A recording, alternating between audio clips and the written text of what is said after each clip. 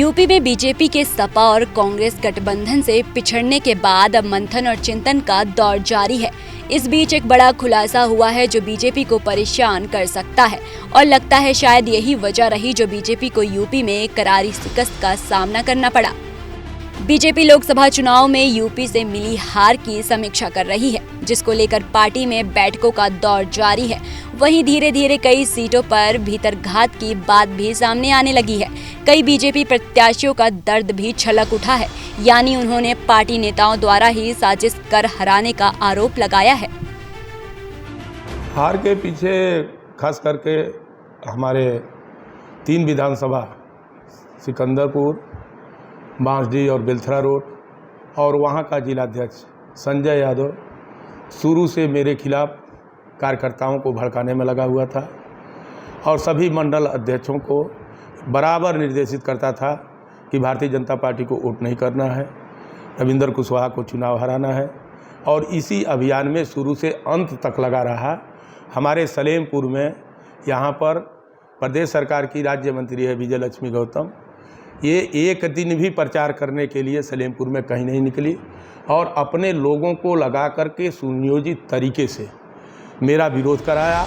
ये थे बलिया की सलेमपुर लोकसभा सीट से बीजेपी प्रत्याशी रविंद्र कुशवाहा, जो कि तीसरी बार मैदान में थे, पर इस बार इन्हें हार का सामना करना पड़ा और इन्होंने पार्टी नेताओं पर हार का ठीकरा फोड़ा है। ठीक इसी तरह बांदा से प्रत्याशी ने भी पूर्व विधायक और पूर्व सांसद को अपनी हार का जिम्मेदार ठहराया है।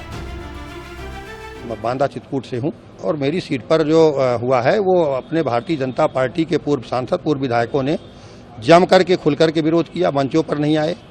और वो माफिया टाइप के लोग जो बालू का धंधा करने चित्रकूट गए थे, वहाँ के रहने वाले नहीं थे। वहाँ से मेरी सीट जब खाली हुई थी 2019 में श्री आनंद शुक्ला जी को, तो उसको वहाँ से हम लोगों ने विधायक बना करके विधानसभा में भेजा।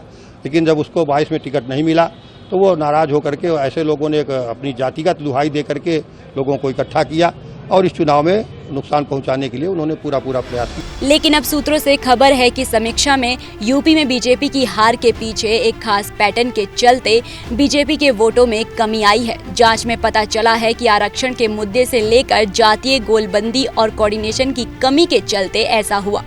इसके अलावा जो असल वजह ये बताई जा रही है कि योगी मोदी के भरोसे अति उत्साह में थे।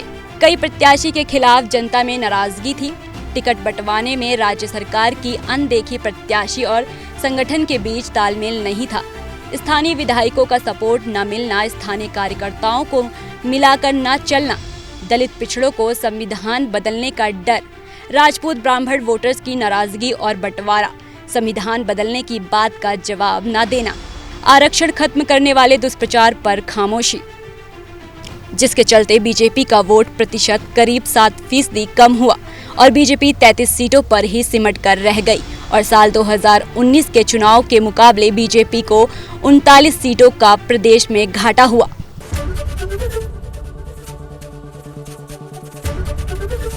एबीपी गंगा, खबर आपकी, जुबान आपकी।